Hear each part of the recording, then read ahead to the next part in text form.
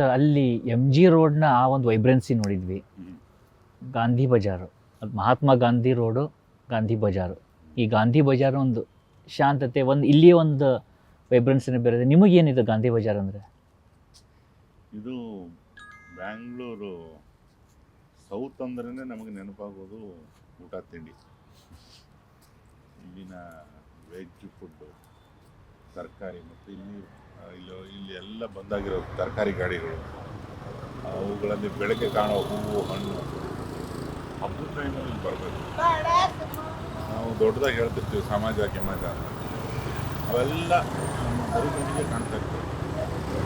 ತಲೆ ಕಾಣಿಸುತ್ತ ಜನ, ಆಮೇಲೆ ತುಂಬ ಹಿರಿಯ ನಾಗರಿಕರೆಲ್ಲ ತುಂಬ ಮನಸ್ಸಿಟ್ಟು ವಾಕಿಂಗ್ ಮಾಡ್ತಾರೆ, ತುಂಬ ಇಷ್ಟಪಟ್ಟು ಒಂದು ಕಾಸು ಕುಡಿತಾರೆ. ಇಲ್ಲಿ ಹಲವಾರು ದಿನಗಳಿಂದ ನಡೀತಾ ಇರೋ ಹಳೇ ಹೋಟೆಲ್ಗಳಿದ್ದಾವೆ. ಅವುಗಳ ಫರ್ನಿಚರು, ಗೋಡೆ, ಬಾಂಡ್ಲಿ ಸ್ಮೆಲ್ಲು, ಅವೆಲ್ಲ ಆ ಗೋಡೆಗೆ ಅಂಟ್ಕೊಂಡಿದೆ. ಆ ಸ್ಮೆಲ್, ಆ ಗಂಧ ಕಾಣುತ್ತಿಲ್ಲ. ತುಂಬ ವಿಶಿಷ್ಟವಾದ ವೈಬ್ರೇಷನ್ ಇರೋ ಜಾಗ ಇದೆ. ಇದೊಂದು ಸೌತ್ ಆ್ಯಂಡ್ ಸರ್ಕಲ್ ಕಡೆ ಹೋದ್ರೂ ಸಿಗುತ್ತೆ. ಜಯನಗರ ಉಳ್ಕೊಂಡಿರೋ ರೀತಿ ನೀವು ಸುಮಾರು ಕಡೆ ಓಡಾಡಿದರೆ ದೊಡ್ಡ ದೊಡ್ಡ ಅಂಗಡಿ ಮುಂಗಟ್ಟುಗಳ ಮಧ್ಯೆ ಒಂದು 70-80 ವರ್ಷದ ಹಿಂದಿನ ಮನೆಗಳೆಲ್ಲ ಸಿಗ್ತವೆ. ಇದು ನಮ್ಗೆ ಹಳೆ ಧಾರವಾಡದ ನೆನಪು ತರಿಸ್ತದ್ರಿ. ಇದು ಸಾಧನಕೇರಿ ನೆನಪು. ಇದು ಮೈಸೂರು. ಇವೆಲ್ಲ ನಮ್ಮ ಸಮಾಜ, ಅವ್ರು ಹೆಂಗೆ ಬದುಕ್ತಿದ್ರು, ಹೆಂಗೆ ಇರಬೇಕು, ಕಲೆ, ಸಾಹಿತ್ಯ ಇತ್ಯಾದಿ ಸಮ ಪ್ರಮಾಣದಲ್ಲಿ ಮಿಕ್ಸ್ ಆದಂಥ ಜಾಗಗಳು. ಇಲ್ಲಿ ಎಲ್ಲ ದೊಡ್ಡ ದೊಡ್ಡ ಸಾಹಿತಿಗಳೆಲ್ಲ ಚಾಕುಡಿಸಿದ್ರಂತ್ರಿ ಇಲ್ಲಿ. ಅದು ಕೇಳಲಿಕ್ಕೆ ಮಜಾ. ನಾಳೆ ಅದಕ್ಕೆ ನಿಮ್ಮ ಚಾನೆಲ್ನಾಗ ಏನು ಲೈವ್ ಬರಾಕತ್ತೈತಿ ನಮ್ಮ ಮನದ ಕಡಲು ಕಾರ್ಯಕ್ರಮ. ಇಲ್ಲಿಂದ 10 ಹೆಜ್ಜೆ ವಿದ್ಯಾರ್ಥಿ ಭವನದಿಂದ ನಾನು ಕಾವ್ಯ ವಾಚನ ಮಾಡಿ ಮನದ ಕಡಲು ಸಂಗೀತ ನಿರ್ದೇಶಕರು ಹರಿಕೃಷ್ಣ ಅವರು ಹಾಡ್ತಾರೆ.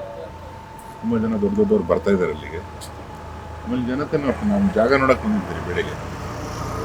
ಅವರ ಆನಂದಕ್ಕೆ ಒಂದು ಕಾರಣನೇ. ಅದು ಕನ್ನಡದ್ದೇನೋ ನಡೀತದೆ ಅಂದರೆ ಅದು ನಮ್ಮ ಊರಲ್ಲಿ ನಡೀತಿದೆ, ನಮ್ಮ ಮಣ್ಣಲ್ಲಿ ನಡೀತಿದೆ ಅನ್ನೋದು ನಮ್ಮದು ಅನ್ನೋ ಭಾವನೆ ಅವರಿಗೆಲ್ಲ.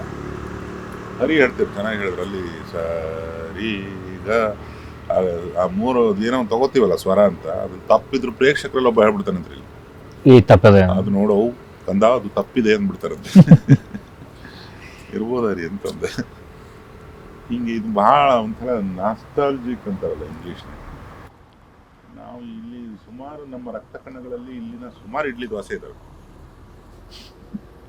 ಸರ್, ನನಗೆ ನಿಮ್ಮ ಒಂದು ಫಿಲ್ಮೋಗ್ರಫಿ ನೋಡಿದಾಗ ಅಥವಾ ನಿಮ್ಮ ಬರಹವನ್ನು ನೋಡ್ತಾ ಇದ್ರೆ, ನಿಮಗೆ ವಿಕಟ ಕವಿ ಅಂತಾರೆ, ಕವಿ ಅಂತ ಕರೀತಾರೆ. ಆದರೆ ನಾನು ಗಮನಿಸಿದಾಗ ನೋಡಿದಾಗ, ಒಂದು ಕಡೆ ನೀವು ಕತ್ಲಲ್ಲಿ ಕರಡಿಗೆ ಜಾಮೂನು ತಿನ್ನಿಸ್ತೀರಿ, ಇನ್ನೊಂದು ಕಡೆ ಮುಂಗಾರು ಮಳೆ ಏನು ನಿನ್ನ ಹನಿಗಳಲ್ಲಿ ಇಲ್ಲಿ ಅಂತಲೂ ಬರೆಸ್ತೀರಿ. ಅಂದರೆ ನಿಮ್ಮ ಒಳಗಿರುವಂಥ ಒಂದು ಆಳ ಮತ್ತು ಅಗಲ ಬಹುತೇಕವಾಗಿ ಇನ್ನೂ ಸಂಪೂರ್ಣವಾಗಿ ಬಳಕೆ ಆಗಿಲ್ಲ ಅಂತ ಅನಿಸುತ್ತೆ ನನಗೆ.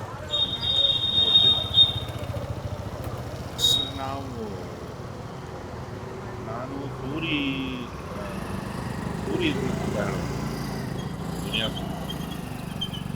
ಆತ ಅಲ್ದಿದ್ರೆ ಪ್ರಾಯಶಃ ನಾನು ಬರವಣಿಗೆ ಸೈಡಿಗೆ ಹೋಗ್ತಾನೆ ಇರಲಿಲ್ಲ. ಯಾಕಂದ್ರೆ ಮೊದಲೆಲ್ಲ ಡೈಲಾಗ್ ಬರೀತಿದ್ದು ಸೂರಿ. ಈ ಮಾತು ಕಥೆ ಇವುಗಳಿಗೊಂದು ಅನ್ಪ್ರಿಡಿಕ್ಟಬಲ್ ಗುಣಗಳನ್ನು ತಂದುಕೊಟ್ಟಿದ್ದು ದುನಿಯಾ ಸೂರಿ. ನನ್ನ ಸಿನಿಮಾಗಳಿಗೆ ಮೊದಲು ಆತನೇ ಬರೀತಿದ್ದು. ನನಗೆ ಬರೆಯೋ ಯಾವ ಉದ್ದೇಶನೂ ಇರಲಿಲ್ಲ. ಅದರಲ್ಲಿ ನನಗೆ ಇವತ್ತಿಗೂ ಸಂಕಲನ ಎಡಿಟ್ ಅಂದರೆ ನನ್ನ ಏನಾದ್ರು ಉಳಿಸಿದೆ, ಕಾಪಾಡಿದೆ ಅಥವಾ ಮುಂದೆ ಕಾಪಾಡುತ್ತೇನೆ ಅನ್ನೋದನ್ನು ನನಗಿರೋ ಎಡಿಟ್ ಸೆನ್ಸ್. ನಾನು ತುಂಬ ಬೇಗ ಕ್ಯಾಲ್ಕುಲೇಟ್ ಮಾಡಬಲ್ಲೆ ಯಾವುದನ್ನು ಹೆಂಗೆ ತೆಗಿಬೇಕು ಏನು ಅಂತ. ಅದ್ರಲ್ಲಿ ನನಗೆ ತುಂಬ ಆಸಕ್ತಿ. ಸೈನ್ಸ್ ಅಂದರೆ ನನಗೆ ತುಂಬ ಆಸಕ್ತಿ. ಓದಿದ್ದು ಆರ್ಟ್ಸು, ಸಾಹಿತ್ಯ ಆಸಕ್ತಿ, ಅದು ಬೇರೆ. ಬಟ್ ಸೂರಿ ಸಂಭಾಷಣೆ ಬರೆಯೋದಕ್ಕೆ ತುಂಬ ಬೆಸ್ಟ್ ಎಕ್ಸಾಂಪಲ್ಗಳನ್ನ ಕೊಟ್ಟ. ಮಣಿ ನನ್ನ ಮೊದಲನೇ ರಂಗಗೂ ಅವನೇ ಬರೆದಿದ್ದು. ಆ ನಂತರ ಆತ ನಿರ್ದೇಶಕ ಆಗೋಕೆ ಹೋದ. ನನಗದು ಅಡ್ಜಸ್ಟ್ ಆಗಿದೆ. ಅದು ಸೂರಿ ಏನು ಬರೀತಿದ್ದ, ಹೆಂಗೆ ಬರೀತಿದ್ದ, ಅವ್ನ ಸೆನ್ಸ್ ಆಫ್ ಹ್ಯೂಮರ್ ಏನು, ಇವೆಲ್ಲ ನೆನ್ಪಿಟ್ಕೊಂಡು ನಾನು ಬರ್ಕೊಳ್ಳೋಕೆ ಶುರು ಮಾಡಿದೆ. ಅಲ್ಲಿಂದ ಸಂಭಾಷಣೆಗೆ ಬಂದಿದ್ದು ಹಾಗೆ ಹಾಡಿಗೆ ಬಂತು. ಹಾಡು ಜೊತೆಗೆ ನಮಗೆ ಹಾಡಿಗೆ ರಾಜಬೀದಿ ಹಾಕಿಕೊಟ್ಟವರು ಜಯಂತ್ ಕಾಯ್ಕಿಣಿ ಸಾಹೇಬ್. ನನಗೆ ಆಮೇಲೆ ಇನ್ನೊಂದು ನಾನು ನಿಮ್ಮನ್ನು ಕೇಳಬೇಕಾಗಿತ್ತು ಮುಖ್ಯವಾಗಿ, ನಿಮ್ಮ ಮಾತು ಒಳಗೆ ನಾನು ಅಥವಾ ನಿಮ್ಮ ಬರವಣಿಗೆ ನೋಡಿದಾಗ ಒಂದು ಕಡೆ ನಮಗೆ ಬೇಂದ್ರೆ ಅವರ ಪದಗಳ ಸೌಂಡಿಂಗೂ ಕೇಳಿಸುತ್ತೆ, ಇನ್ನೊಂದು ಕಡೆ ನಾವು ಈ ಕಡೆ ಬಂದಾಗ ನಿಮಗೆ ಅದರೊಳಗಡೆ ಇರುವಂಥ ಕಾವ್ಯಾತ್ಮಕತೆಯನ್ನ ಕುಸ್ರಿಯನ್ನ ನೋಡಿದಾಗಲೂ ಕೂಡ ಆ, ಈಗ ಇಲ್ಲಿ ಕನ್ನಡದ ಸಾಹಿತಿಗಳೇನು ಬಂದ್ರು, ಸಿನಿಮಾ ಸಾಹಿತಿಗಳೇನು ಬಂದ್ರು, ಆ ಒಂದು ಮಿಶ್ರಣವೂ ಅದ್ರೊಳಗೆ ಕಾಣಿಸುತ್ತೆ. ಇದು ಹೆಂಗಾಗಿದೆ ನಿಮ್ಮ ಬೆಳವಣಿಗೆ ನೋಡಿದಾಗ ಧಾರವಾಡ ಟು ಬೆಂಗಳೂರು, ಇದನ್ನ ಹೆಂಗೆ ನೀವು ನೋಡ್ತೀರಿ? ಧಾರವಾಡ ಎಷ್ಟು ಪಾತ್ರವನ್ನು ವಹಿಸ್ತು, ಬೆಂಗಳೂರು ಅದನ್ನ ಹೆಂಗೆ ಪೋಷಿಸ್ತು? ಈಗ ಬೇಂದ್ರೆ ಅಜ್ಜರು ನಮಗ ಸಖಿ ಗೀತ ಮುಖಾಂತರ ಪರಿಚಯ ಆಗಿದೆ. ಅವರ ಸಖಿ ಗೀತ ನನಗೆ ಡಿಗ್ರಿ ಸಿಲೆಬಸ್ ಆಗಿದೆ. ಆಮೇಲೆ ವೈಯಕ್ತಿಕವಾಗಿ 20 ಚಿಲ್ಲರೆಗೆ ಅಂಥ ಪೊಯಿಟ್ರಿ ಎಲ್ಲ ಬೆನ್ನತ್ತಿ ಓದೋ ಥರ ಇರಲಿ, ಅದು ತಲೆ ಮೇಲೆ ಹೋಗ್ಬಿಡೋದು. ಬೇರೆಯವ್ರವೆಲ್ಲ ತಲೆ ಮೇಲೆ ಏನಿದು ನಮ್ಮ ಅಣ್ಣ ಓದ್ತಾನ, ಇನ್ಯಾರು ಭಾರಿ ಚಂದ ಐತಿ ಅಂತಾರೆ. ಯಾವುದೋ ಒಂದು ವಿಮರ್ಶೆ ಓದಿದ್ರೆ ನಮಗೆ ಕೀಳರಿಮೆ ಬಂದ್ಬಿಡೋದು. ನೀನು ಬರ್ದಾರ ಇದನ್ನ ವಿಮರ್ಶಾದೊಳಗೆ ಇಷ್ಟು ದೊಡ್ಡ ಪದ್ಯ ಇದು, ಇದನ್ನ ಯಾರು ಹೇಳಿಲ್ಲ ಹಂಗ ಹಿಂಗಂತೆಲ್ಲ ದೊಡ್ಡವರೇನೋ ಬರೆದು ಹಾಕೋರು. ಮತ್ತ ಕವನ ಓದ್ಲಿ ತಲೆ ಮೇಲೆ ಹೋಗ್ಬಿಡ್ರಿ. ಅವಾಗ ಗೊತ್ತಾಗ್ತದು ಬಹಳ ಬ್ಯೂಟಿಫುಲಿ ಸಂಸ್ಕೃತದ ಬ್ಲೆಂಡು. ಆಮೇಲೆ ಅವರ ಶಬ್ದ ಭಂಡಾರ ಬೇರೆ ಲೆವೆಲ್ ಅಲ್ಲದೆ ಅದು ಒಕ್ಕದಲ್ಲ ಅನ್ನೋ ರೇಂಜಿಗೆ ಭಂಡಾರ ಇಟ್ಟಿದ್ರು. ಆಮೇಲೆ ಅವರ ಔದುಂಬರ ಗಾತು ಬೇಂದ್ರೆ ಅಜ್ಜ, ಅದರಲ್ಲಿ ಆಲ್ಮೋಸ್ಟ್ ಮುಕ್ತ ಛಂದಸ್ಸಲ್ಲಿ ಎಲ್ಲದೂ ಛಂದಸ್ ಒಳಗೈತದು.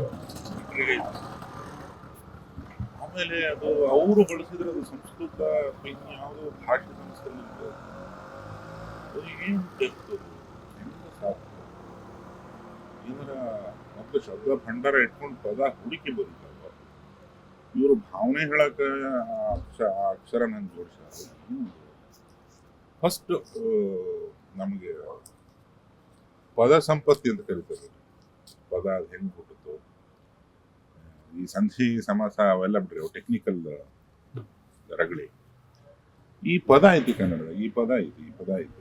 ಇಂಗ್ಲಿಷು ಬಸ್ ಅಂತಾರೆ, ಇಂಗ್ಲಿಷ್ ಬಸ್ಸು ಕನ್ನಡ.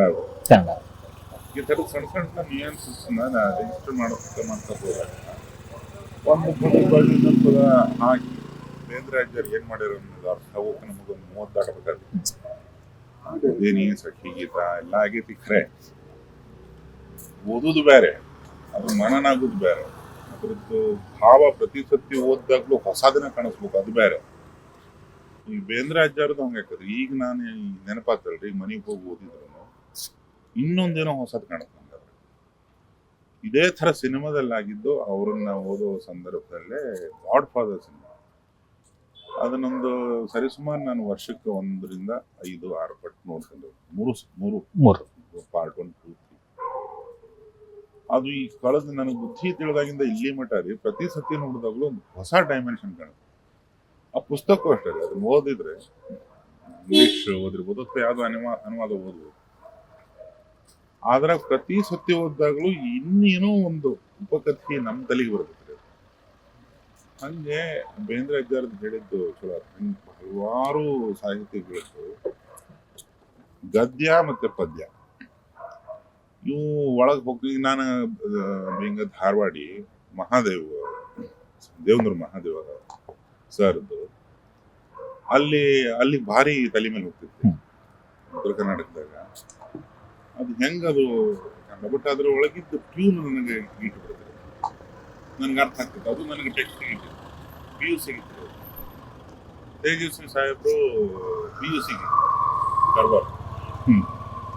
ಹಿಂಗೆ ಗದ್ಯ ಪದ್ಯದೇನೋ ಒಂದು ಮಿಕ್ಸರು ಓದನ್ಯಾಗ ಬಂದಾಗ ನಮಗೆ ಅಲ್ಲ ಅರ್ಥ ಆಗದೆ ಇರ್ಬೋದು, ಬಟ್ ನನಗದು ಅರ್ಥ ಆಗಿಲ್ಲ ಅನ್ನೋದನ್ನ ನಾವು ಅವಾಗ ಒಪ್ಕೊಳ್ಳೋದಿಲ್ಲ. ಬರೀ ಶಾಣೆರಂಗ್ ಮಾತಾಡ್ತಿರ್ತೀವಿ.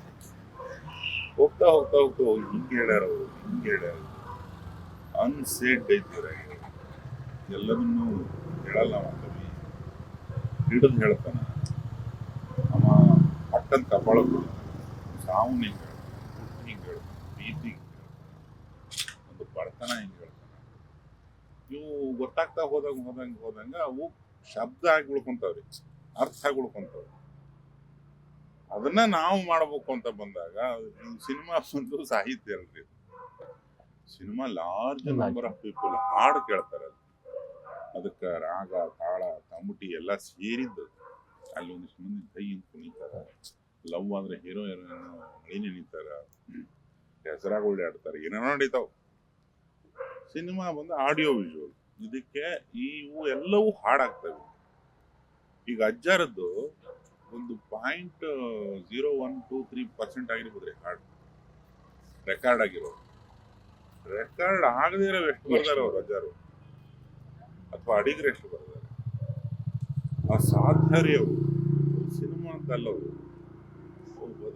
ಬದುಕನ್ನ ಪುಟ್ಟದಾಗಿ 8,000, 10,000, 16,000 ಹಿಡಿದಿಟ್ಟು ಹಿಂಗೆ ಹೇಳ್ತಾನೆ ನಮ್ಮ ಜೀವನ. ಈ ಸಿನಿಮಾದಾಗ ಜೀವನ ಬಿಟ್ಟು ಬಾರಿ ಎಲ್ಲ ಹೇಳ್ಬಿಡ್ತಾವೆ. ಏನೋ ಇಂಟ್ರೊಡಕ್ಷನ್ ಹುಡುಗಿಗೆ ಲವ್ ಆಗೈತಿ, ಇಲ್ಲ ಹುಡುಗಿಗೆ ಲವ್ ಆಗೈತಿ, ಇಬ್ಬಳರಿಗೂ ಲವ್ ಆಯ್ತು, ಇಬ್ಬಳರು ಬೇರೆ ಆದ್ರು. ಇದೊಂದು ಆಕ್ಷನ್ ಪಿಕ್ಚರ್ ಆದ್ರೆ ಧಮಾಲ್ ರೆಕಾರ್ಡ್ ಕತ್ತು ಶಾರ್ಟ್, ಈ ಥರದ್ದು ಒಂದು ವಿಜುವಲ್ ಸಪೋರ್ಟ್ ಅಲ್ಲಿ ಇರ್ತದೆ. ಲವ್ ಆದ್ರೆ ಒಂದು ನೆಗೆದು ಬಿದ್ದು ಹೋದ್ರು, ಇಬ್ಬರಾಗೊಬ್ರು ದೂರ ಆದ್ರು, ಇಲ್ಲ ಸತ್ತ, ಇಲ್ಲ ಒಬ್ಬರು ಸತ್ತು, ಇಲ್ಲ ಇಬ್ರು ಒಂದಾದ್ರು, ಕೊನೆ ಮಟ್ಟ ಆರಾಮಿದ್ರು ಅಂತ ಎಂಡ್ ಮಾಡ್ಬಿಡ್ತು. ಈ ಪುಸ್ತಕ ಪ್ರಪಂಚದ್ದು ಒಂದು ಹೇಳು ನನಗೆ ಆ ಜಿಲ್ಲಾದ್ದು ಬಹಳ ಹೆಲ್ಪ್.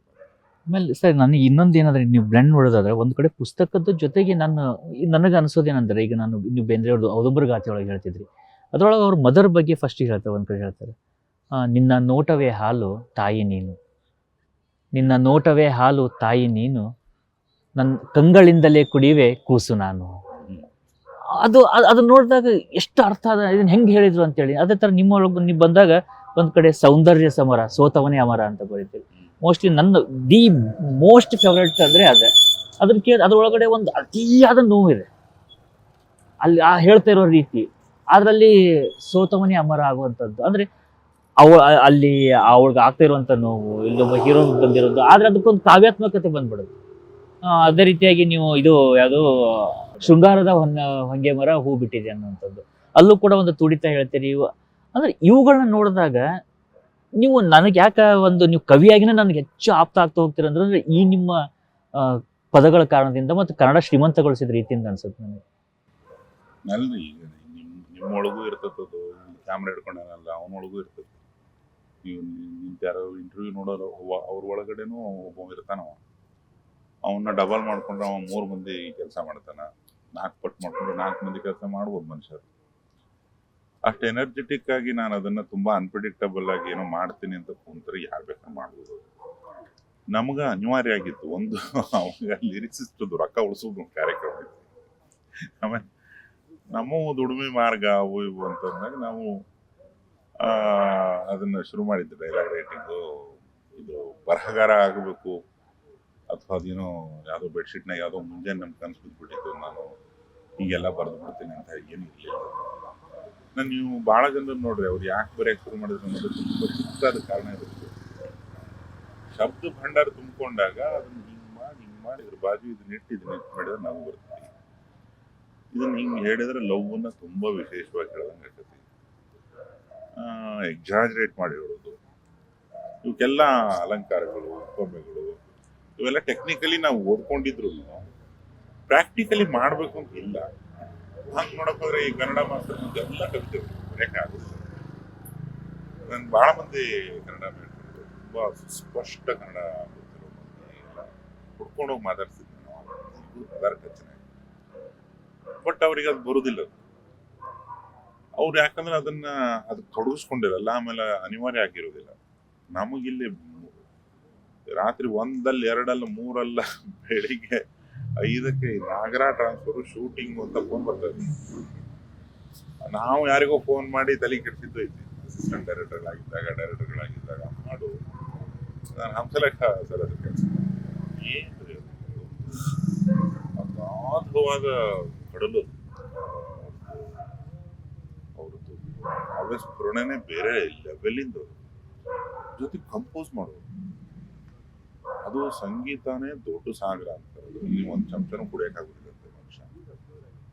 ಅದರಲ್ಲಿ ಪಂಡಿತರು ಜೊತೆಗೆ ಅದಕ್ಕೆ ಪದ ಜೋಡಣೆ, ಹಳಗನ್ನಡದ್ದು ಏನೇನೋ ಕನ್ನಡದ್ದು ಮಟ್ಟುಗಳು, ನಾಣ್ಣುಡಿಗಳು, ಜಾಣ್ನುಡಿಗಳು, ಕಾದೈತೆ ಏನೆಲ್ಲ ಗೊತ್ತವರಿಗೆ. ಅದು ಸುಮ್ಮನೆ ಅಷ್ಟು 1000 ಹಾಡು ಬರೆಯೋಕ್ಕಾಗೋದಿಲ್ಲ. ನಂದು ಎತ್ಲಾಗಿಂದ ಅಳತಿ ತೊಗೊಂಡ್ರು ನೀವು ನಾನು ಲಿರಿಸಿಸ್ಟ್ ಆಗಿ ನಾನು ಇಷ್ಟ ಆಗಿರ್ಬೋದು. ಹಬ್ಬ ಅಂದ್ರೆ 150ರಿಂದ 200 ಬರ್ಬೋದು. ಅವರು ಹೋಗ್ಯವ್ರಿ ಎಲ್ಲೆಲ್ಲಿ ಹೋಗ್ಯವ್ ನಂಬೋರು ನನಗೆ ಗೊತ್ತಿಲ್ಲ ಸರ್. ನಾನು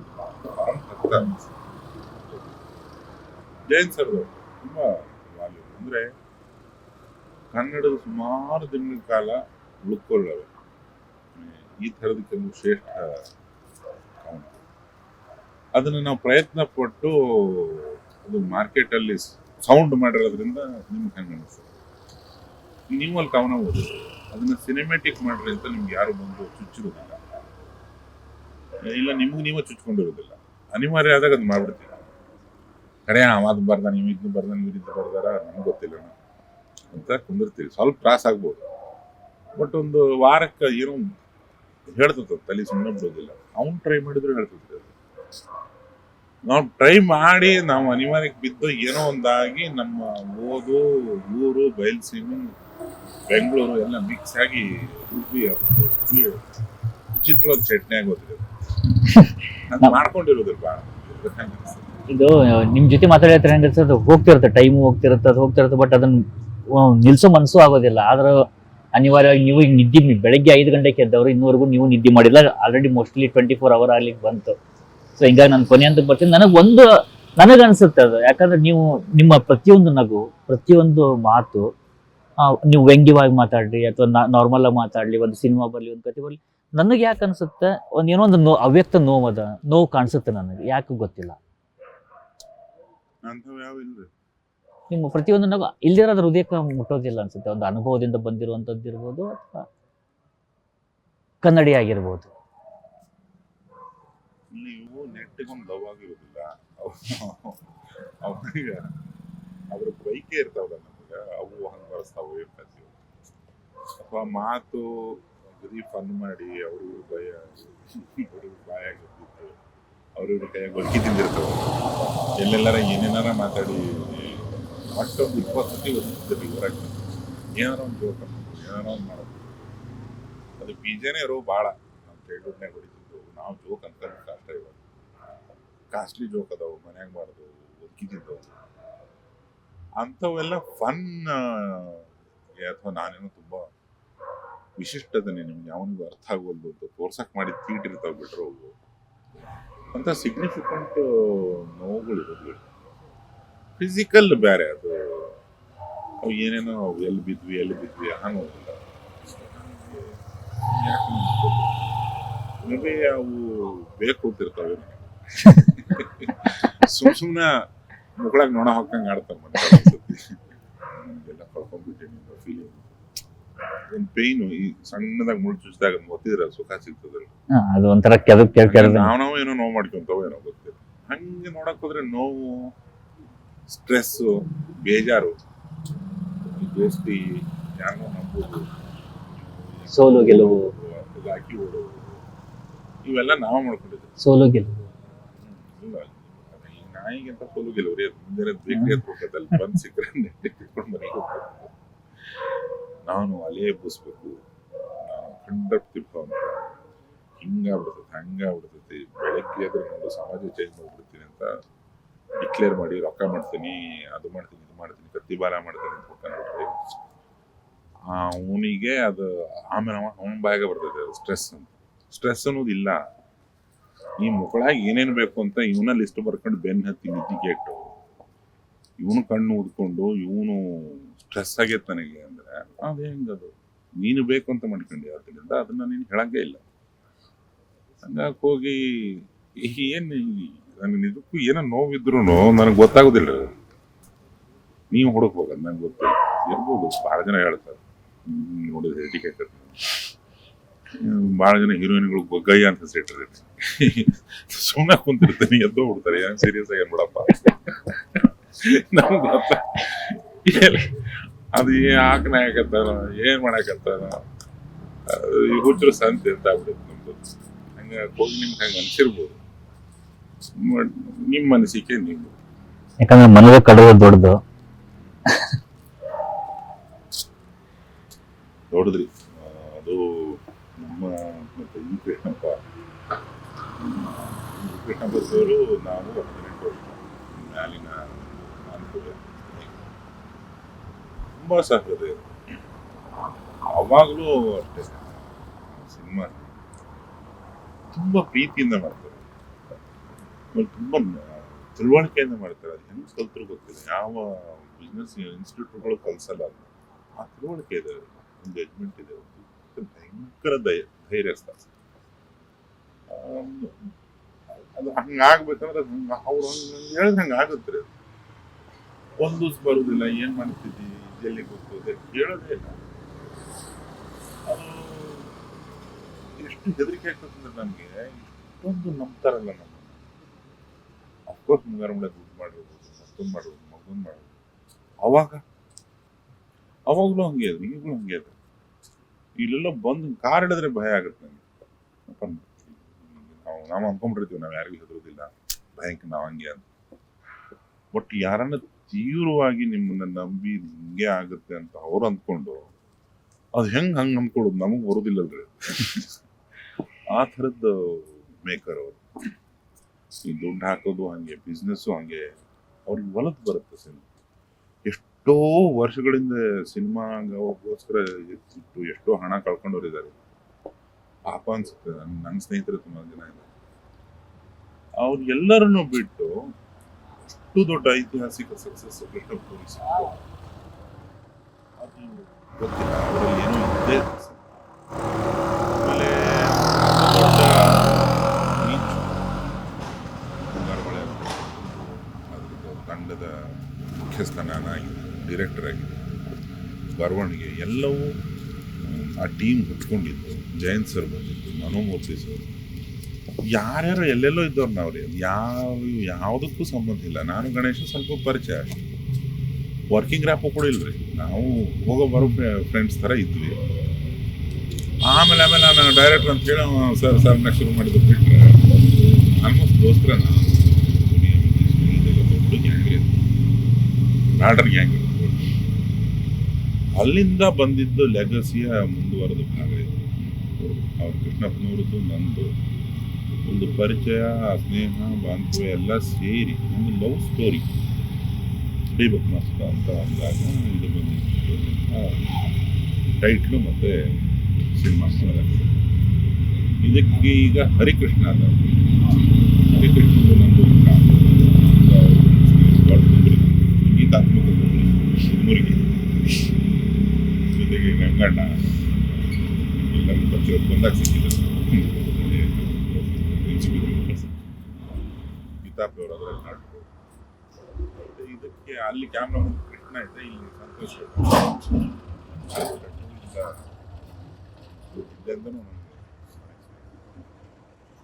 ಇದನ್ನು ಹಂಗೆ ಏನೇನೋ ಅಂದ್ಕೊಂಡು ಯಾವ್ದಾವ್ದೋ ಸಿನಿಮಾ ಏನೇನೋ ನಡೀತಿತ್ತು. ಟಾಪಕ್ ಅಂತ ಇದು ಆನ್ಬೋರ್ಡ್ ಬಂದು ಹರಿ ಸೇರ್ಕೊಂಡು ಮೊನ್ನೆ ನಡೆದಂಗೆ ಸೇರಿ 8 ತಿಂಗಳಾಯ್ತು ನಾವು ಸೇರಿ. ಈ ವಾರ ಬರುತ್ತೆ ಮಾರ್ಚ್ 28ಕ್ಕೆ ರಿಲೀಸ್. ಈಗಿನ ಪ್ರಮೋಷನ್ಸ್ ಶುರು ಮಾಡಿದ್ವಿ. ಇದೇ ವಿದ್ಯಾರ್ಥಿ ಭವನದಿಂದ ನಾಳೆ ಕಾವ್ಯವಾಚನ. ಅದು ನಂದು ಕಾವ್ಯವಾಚನ, ಹರಿಕೃಷ್ಣ ಸಂಗೀತ. ಜನ ಹೇಳ್ತಾರೆ ಅಂದರೆ ಅದೊಂದು ಟೈಟ್ಲಿಗೆ. ಆಮೇಲೆ ಸುಮುಖ, ನೀವೇ ನೋಡಿದ್ರೆ ಹುಡುಗಿಯರು, ಅವರ ಸೆನ್ಸಿಬಿಲಿಟೀಸ್, ಅವರ ಪ್ರಾಮಾಣಿಕತೆ, ಅವರು ಅದ್ಭುತವಾಗಿ ಮಾಡಿದ್ದಾರೆ. ಅವ್ರು ಇದ್ದಾಗ ಹೇಳಬಾರದು, ಇಲ್ಲಿ ಹೇಳ್ತಾ ಇದ್ದಾರೆ.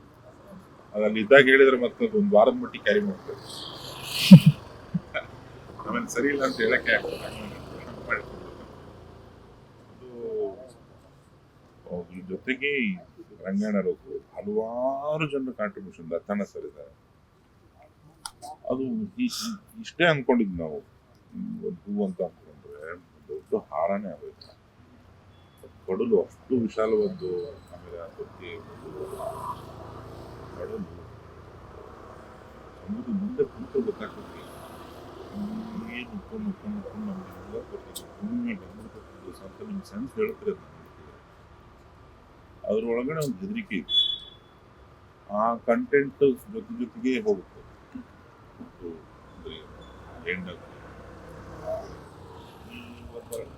ಕಮಿಂಗ್ ಆಫ್ ಏಜ್ ಹುಡುಗಿ ಏನೇನು ಗೊತ್ತಾಗ್ತದೆ. ಎಲ್ಲವೂ ಸೇರ್ಕೊಂಡು ತುಂಬಾ ಬ್ಯೂಟಿಫುಲ್ ಆಗಿ ಜನ ಹಿಂದಂಗೆ ಬಾಜಿ ತಪ್ಕೋತಾರೆ ಅನ್ನೋ ದೃಢವಾದ ನಂಬಿಕೆ ನನಗಿದೆ. ಖಂಡಿತ ಸರ್. ನಿಮ್ಮ ಕೆಲಸವನ್ನು ನೋಡೋದಂತೂ ಎಲ್ರಿಗೂ ಅಷ್ಟು ಇಷ್ಟವನ್ನು ಪಡ್ತಾರೆ. ಇದನ್ನು ಕೂಡ ಎಲ್ಲರೂ ಇಷ್ಟಪಡ್ತಾರೆ ಅನ್ಕೋತೀವಿ. ಸಾಕಷ್ಟು ಸಮಯವನ್ನು ಕೊಟ್ಟಿದ್ದೀರಿ, ಕುತ್ಕೊಂಡಿದ್ದೀವಿ. ಒಂದು ರೀತಿಯಿಂದ ಇದು ಇಂಟ್ರೂ ಅನ್ನೋಕ್ಕಿಂತ ಹೆಚ್ಚಾಗಿ ಒಂದು ಮಾತುಕತೆ ಆಯಿತು, ಒಂದು ಚರ್ಚೆ ಆಯಿತು. ಐ ಹೋಪ್ ನಿಮಗೂ ಕೂಡ ಇದೊಂದು ನಿಮ್ಗೆ ಸಮಾಧಾನ ತಂದಿದೆ ಅಂತ ಅನ್ಕೋತೀನಿ. ಇಷ್ಟು ಸಮಯ ಕೊಟ್ಟಿದ್ದಕ್ಕೂ ಧನ್ಯವಾದಗಳು. ಧನ್ಯವಾದಗಳು. ಧಾರವಾಡಿ ಪ್ರಜ್ಞೆಗೆ ಮತ್ತೊಂದು ಸತಿ ಸಿಗೋಣ. ಮನದ ಕಡಲು ನಾಳೆ ಇದೇ ಗಾಂಧಿ ಬಜಾರಲ್ಲಿ ಮತ್ತೆ ಸಿಗ್ತೀವಿ. ನಾನು ಖಂಡಿತ ತಿರ್ಗಾ ಸಿಗೋಣ. ನೋಡಿ ಮನದ ಕಡಲು ನಂದಲ್ಲ. Thank you sir. ಸೊ ವೀಕ್ಷಕರೇ, ಇದೊಂದು ಈ ಲವ್ ಟಾನಿಕ್ ಬಹುತೇಕವಾಗಿ ನಿಮಗೂ ಕೂಡ ಎಲ್ರಿಗೂ ಇಷ್ಟ ಆಗುತ್ತೆ ಅಂತ ಅಂದ್ಕೊಂಡಿದ್ದೀನಿ. ಅದೇ ರೀತಿಯಾಗಿ ಹೊಸ ಹೊಸ ವಿಚಾರಗಳಿಗೆ ಸಂಬಂಧಪಟ್ಟ ಹಾಗೆ ಮತ್ತಷ್ಟು ಹೊಸ ವಿಚಾರಗಳ ಜೊತೆಯಲ್ಲಿ ಹೊಸ ಹೊಸ ಸಾಧಕರ ಜೊತೆಯಲ್ಲಿ ನಿಮ್ಮನ್ನು ಇದೇ ರೀತಿಯಾಗಿ ಭೇಟಿ ಆಗ್ತೀನಿ. ನೋಡ್ತೀರಿ News18 ಕನ್ನಡ.